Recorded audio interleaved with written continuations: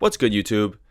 This past week, Rod Wave released his latest album, Beautiful Mind. Now, before I get into my thoughts, I actually want to share the feedback that you all gave me of what you thought on the album when I asked you to review it in a poll.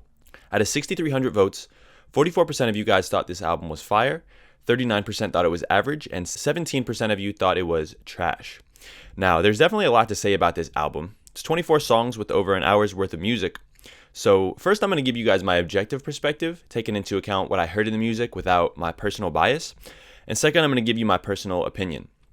Now, when we talk about the diversity of what an artist can do, I believe Rod Wave continues to showcase on this album why he has his own lane and diehard fan base within rap as a whole.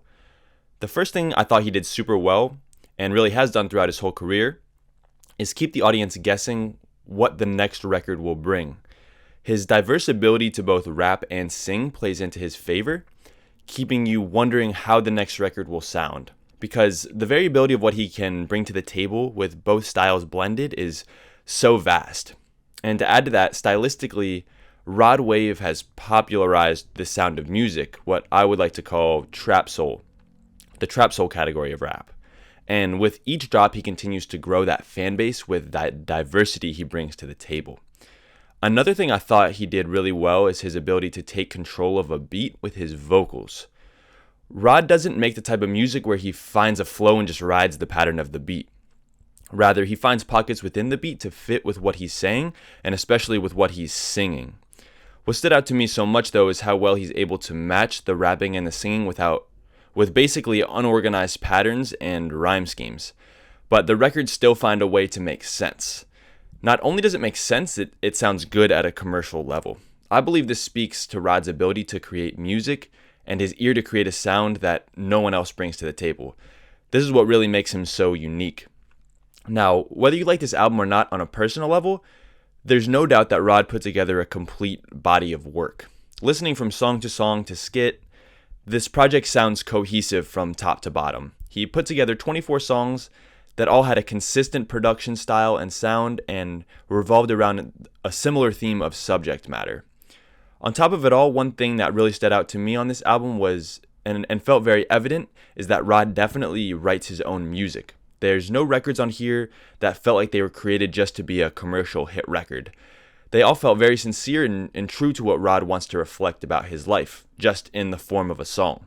One of my biggest takeaways after listening to this album at least 15 times at this point is that I feel like separates Rod Wave is his ability to bring deep emotion out in himself and convey that in a record. And in totality, that's what I feel this album is truly a product of and why he carries such a grasp in his own category of rap. If people didn't believe the emotion of words in Rod's music, he wouldn't have such a strong fan base. And at the time of this recording, he officially sold 120,000 units first week with this album. Now, if I take a step away from being objective and give my personal thoughts as a general rap fan, I have mixed feelings about this album from a sonic perspective. Typically, I don't listen to music for bars. I listen for how something sounds. If it sounds good, I listen. If it doesn't, I don't. After listening top to bottom so many times over, I felt the album from a sonic perspective was very average. It had moments and a record that definitely stood out to me, which was Youngin' with Jack Harlow. I would probably consider that top 5 in 2022 so far, but none of the rest of the album really stuck for me.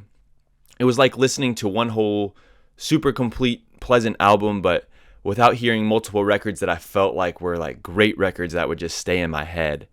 But it just made me realize that what Rod Wave brings to the table as a whole and what he does so well, because the fans that connect with him, he gets them as repeat listeners because they really grab on and stick to what he's saying.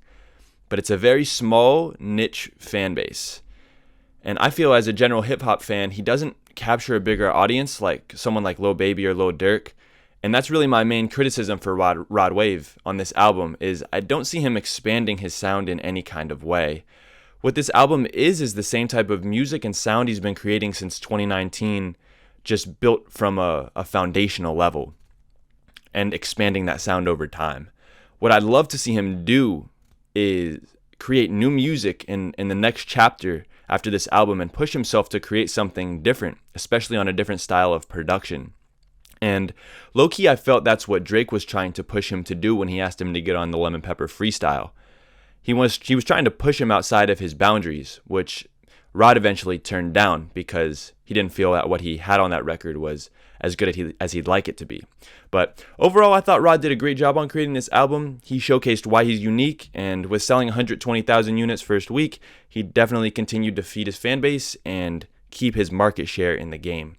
But on a personal level, I probably won't be listening to this album too much outside of Youngin throughout 2022. But let me know what you guys think of this album in the comments down below. If you enjoyed this video, be sure to like it and subscribe to the channel for more content like this, and I'll see you guys in the next video. Peace.